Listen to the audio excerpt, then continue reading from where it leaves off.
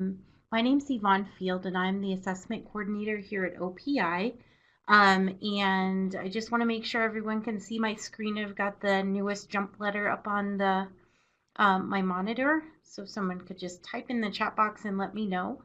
And as we go along here too, if you have any questions that you want me to answer, go ahead and type those into the chat box, and I'll answer them and monitor that as we go along. I'll also record this webinar in case you wanted to share it with anyone in your districts, and Marcy will post it on our website. All right, so let's get started. I just wanted to, last month we talked a little bit about the Jump the new newsletter. We stopped calling it the Jump. We wanted something that was new, and the Jump is not so relevant anymore. So it's called This Month in Assessment. And just a couple features of our new newsletters that you can jump to sections by clicking on the sidebar boxes. So that's good to know about. So if you wanted to say find our OPI contacts and get right to that section, you can do that there. But the main thing, I wanted to just go over what's going on. Our first page is always going to be our calendar. So you can see we did a little bit different format this year. So you can see, each assessment, who needs to participate, and then also those dates. One thing I wanted to mention, I know a lot of districts had called to let me know that they would have a conflict with that March 20th date with a conference that they do. And so this year, if you are one of those districts, you can use the makeup date as your test date, and then we have the emergency date, May 8th, you can use as your makeup. So if you do have a conflict in your district for March 20th, that's all right to move those dates back a little bit. This is the time of year too when we're updating our system test coordinator contact information. So those of you that have been test coordinators previously, if you have any changes to your contact information, we have a link to a form for you to be able to do that. And then if there's a new test coordinator in the district, we have another form to fill out. And I think Marcy also sent out requests to superintendents to update our information. I have a section on our live webinars this month. I'm sorry about last month. We had the wrong date there. We're really for the assessment newsletter webinar. Those are the second Tuesdays of every month. So you can kind of plan on that. The next thing that we have coming up is on September 18th, that's Monday next week, we're going to do an accessibility series this year and have 5 of those throughout the year. The first one, we're going to kind of do the big picture of accommodations and what needs to happen on the IEP, and then we'll dig a little bit deeper into each of the assessments in the future accessibility series webinars. So that's something, if you're the system test coordinator, it would be good to share that webinar with your special education teacher in your district, and whoever else, maybe special education director as well. And then we have a new thing going on this year. We have a data professional learning community through the Teacher Learning Hub. And that is going to be the 4th Wednesday of each month, but not December, since that's Christmas time. And we'll do a different topic every month. This month it's going to be sort of a big overview of all of our data systems.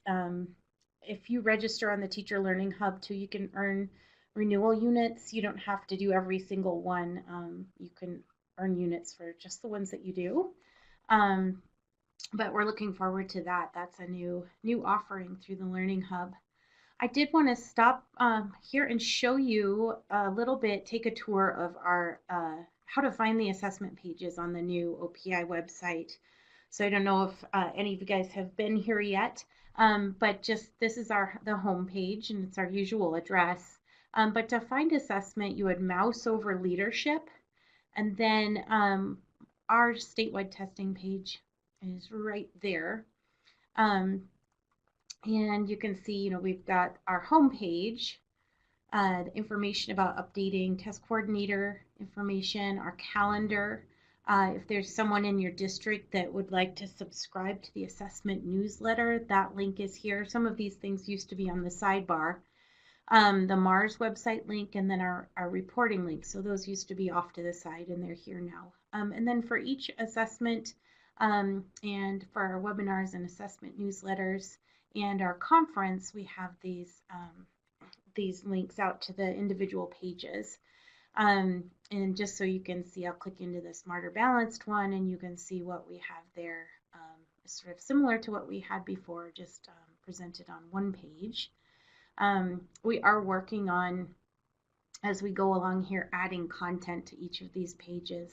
The assessment newsletters page looks like this now. So we've got last year's and the current year newsletters in case you're looking for that. And again, another link to the subscription form. So if you're a district where you have an assessment team that you work with, you might suggest that people subscribe to the newsletter so that they can get information there. We also have, just to show you, each month as we do our webinars, Marcy's going to add the link to the recording right here on this page in our assessment webinars and training section. So, and then we've got the whole calendar there, and hopefully we've got the right dates in now. Yep. So that's a good spot to look back to in case you're looking for our live webinar information, links to that. And then also, if you didn't get to come to the live webinar, the recording will be there. Let's see. I think that's about it. Our assessment conference information is there. Our contact information, we changed a little bit because we wanted to make sure that people were able to get to the right person when they call. So we have this direct number that will get you to Marcy Fortner. She's our administrative specialist, and she's going to be the person who really can link people to the right person in case you're not sure who you need to talk to in the assessment division. Our email addresses are also there. Sometimes our call volume gets so high that it's hard to get through all of the messages, and we want to make sure that you have a way to contact us as quickly as possible and then also get routed to the right person to answer your questions. Jessica Eilertson's our new state assessment director. She's been here just about a year now. And there's me. And then Marcy's our administrative specialist. And then Pam Birkland has been working on the digital library.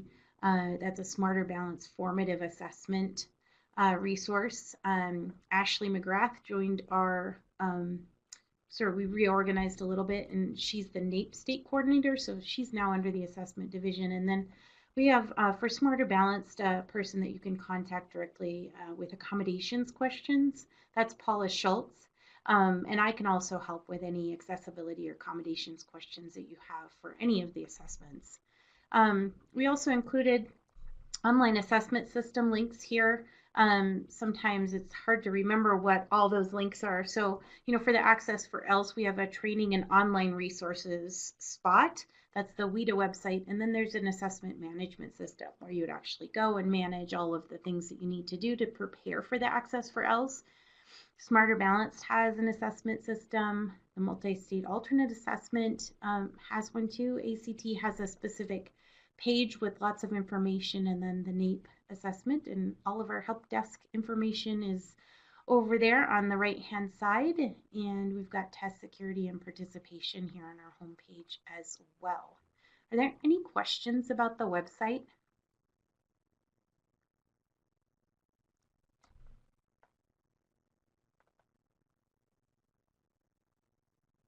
All right, let's move on then.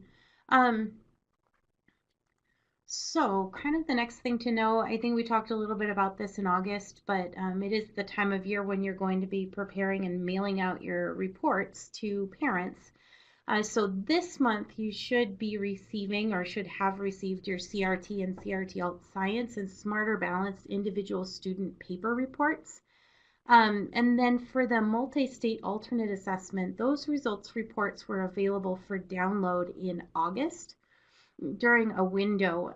If you did miss that window and you need access to those individual reports, go ahead and send me an email, and I can send you your results reports via ePass, which is our secure site that we use for the state. I see that, Robin. In September, so this month you should get them. Hopefully, I think next week is the week that you should start to receive those. I don't know if anyone has received theirs yet. If you do have, type that in the chat box. The other thing is that individual results reports for the ACT with writing were delivered to districts. So the students also got their results report way back in, I think, May and June. But it's also a requirement that you send out a report to the parents specifically. And so those were delivered to districts. And then for each of those, you need to have a plan to distribute those to parents, and that should be by early October. Any questions about that piece?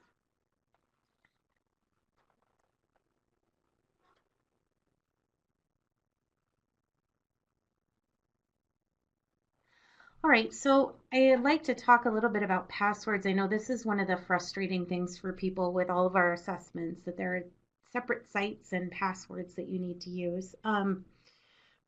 So for Smarter Balanced, for MSA, and for the Access for ELS AMS, the format of the password, the username and password is the same. So it's an email address, and then you can choose a password for each of those. And I do recommend, to make it easier on yourself for remembering, you might use the same password for your assessment systems that do have that same format.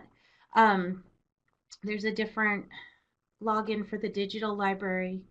As you guys know, MARS is our system for the CRT and CRT Alt, and that's a district or school password that is assigned at the district level rather than to individual people. And so that's one that you would need to call us up here at OPI, and definitely call on the phone, because we can't send those over in an email. So I just wanted to line out what are the different systems that have passwords. We did create a form for contacting us to ask for information. And I'm sorry, it opened up in a weird thing. I think probably Chrome is a better spot to go to see that. Let's see what happened here.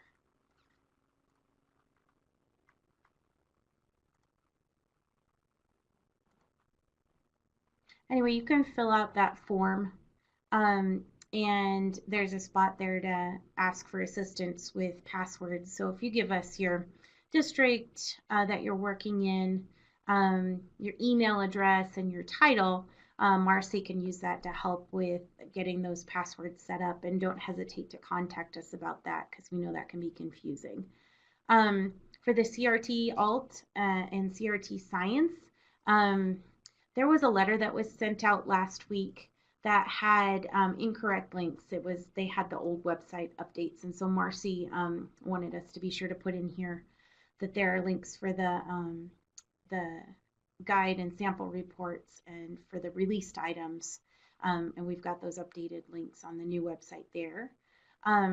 For Smarter Balance, we have a little section on availability of the Smarter Balanced assessment system. It is going to be down for a bit. If you already have an account and you're trying to access the online reporting system to look at your data, you're set. You can get in and do that. We just can't create new accounts until I think it's October 17th.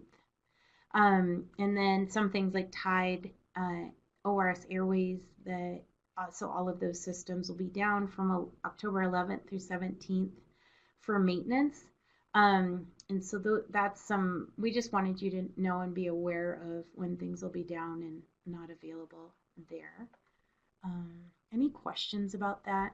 I know it impacts our interim assessment availability, and that's something that we're working on for next year, that they be available, if not full-time year-round, at least starting in August and going through the end of June, so that we can use that for training and it's accessible when you guys need it.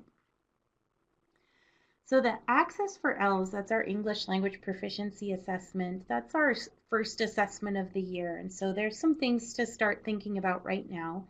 The main thing is that it's important to make sure that students who come into enroll in your districts, who might have a language other than English spoken in the home, that you would identify those students using our screener that we have available. Make sure that if you do identify students, they're entered into AIM. And if you had any students that were proficient last year that need to get exited, those guys also, you need to make sure that you exit them in AIM so that when we send off our registration file for the Access for ELS on the 28th of October, that all of that student data is as up to date as possible. In terms of when you can start test setup, starting on November 3rd, that will be available for you. And I do recommend that you get started early, especially with the technology setup for this assessment right in November. That way, if you come across any bumps in the road, we can get you help for that and make sure that you're ready when the test window opens to begin doing that online test. You'll receive your test materials at the end of November on the 28th, and our test window this year is December 6th through January 31st. So just some information there. The calendar's in the newsletter in case you want to make sure that you're on top of that. I also have a link out. WIDA provides webinars on the Access for ELS that are really excellent, and I've included a link out to a PDF with a schedule of the webinars and links to attend those, and those have really specific topics that are timely that can help you be successful with administering the Access for ELS. We also have checklists that are available, so if you're wondering, what do I need to do as a system test coordinator or as a TA, we have checklists to help you know what to do. Sandra asked, when is the online screener open? That's available right now. With that, you can set those sessions up for grades 1 through 12 in the assessment management system, and that's open and available it's all year long that we keep the DRC, that Access for ELS assessment management system, open, so you can use the screener anytime during the year.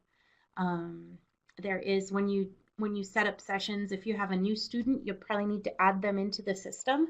And then for administration, you would do all of your activities by using that pull down list and choosing the screener, WIDA screener option. Is that helpful, Francis?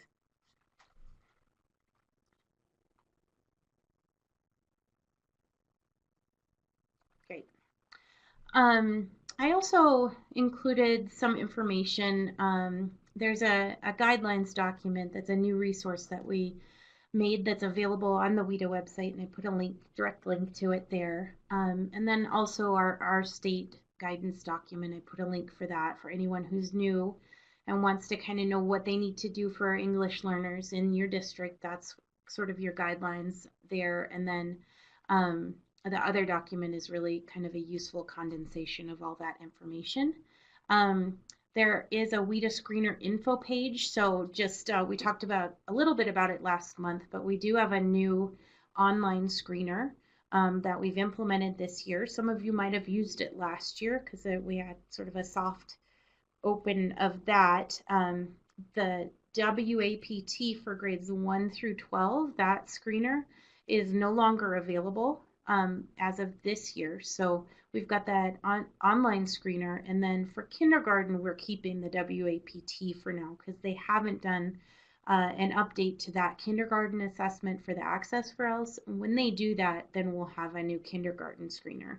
So some people have asked me too if they can do a paper version of the screener, and there actually is a paper version that you can buy. I think a whole district, all of the grade level kit for that. It's about $84. It's not something that OPI provides. We provide the online screener, and the kindergarten WAPT is part of our as part of our consortium membership. But some people really like to use a paper screener and do a one-to-one administration, and that's perfectly fine. You can go ahead and purchase that paper screener from WIDA and use that. some districts have asked about a different kindergarten screener that they could use, and WIDA does have one for kindergarten that tests all 4 domains, and you come out with a proficiency level rather than just a raw score. So the model is kindergarten model is another option. It is more expensive. It's $250. So it might be a better tool if you're a district with a larger number of English learners. That might be something that you want to consider. So there's several options. And if you want to do something different than the online screener, you can. With the online screener, you do need to take some training on how to score the speaking and writing components. So that's something to know about that if you're new to it. There's a really good training, and actually I recommend that speaking and writing training, that scoring training might be a good tool to share with teachers who work with English learners in your district, because they can learn how to look at their speech and writing products and think about it from that lens of how they're doing as an English learner. So you can use it for benchmarking if you wanted to, a teacher that knows that information. So again, we talked a little bit about passwords and user accounts. WIDA does have 2 websites, sort of their main one that's for training, resources, and information about WIDA. And that has a separate login from the assessment management system for the Access for ELS and the screener. So what we try to do with system test coordinators is send an updated list every year to WIDA, and then as you're calling Marcy to update your information, she's adding you into the system as necessary. So if you have any questions about that, do contact Marcy Fortner. She can help make sure that you're in there, especially if you're doing screening and you don't have an account yet. She can set those up for you. We already talked about registration for the Access for ELS, so you really want to make sure by, I recommend by about October 15th that you have all of your students exited and added into AIM. One thing to know too, when you have a student who is newly enrolled, and you know that they might be an English learner, you do need to screen within 14 days of enrollment and then make a determination about whether they're an English learner within 30 days. So that should be ongoing right now. This is a technology piece, the device toolkit. That is, there's an enhancement, so some updates to that. There's a new device toolkit enhancement document, and there's a good tutorial and quick demo. So you might, if you have a technology coordinator in your district, you'll want to share those resources with them. We do have the dates and locations for our assessment conference. We are going to again do a West and a East conference. So we've got Billings February 8th through 9th. We've moved it back a little bit into February this year. And that's at the Red Lion Hotel and Convention Center. We've got the phone numbers there for going ahead and getting your reservations. And then we have one in Helena this year, February 12th through 13th at the Radisson Colonial Hotel. So that's the main thing. Always in our newsletter at the very end, we've got those assessment system links, our contact, help desk contacts, and then our assessment division contacts. And I'm going to copy that link and open it in Chrome so you can see what that looks like. So we've got a contact form and then some topics that you might have, and you can go ahead and submit that question there if you have it, and that's there in that password section, a link to this contact form, and also in our contacts page.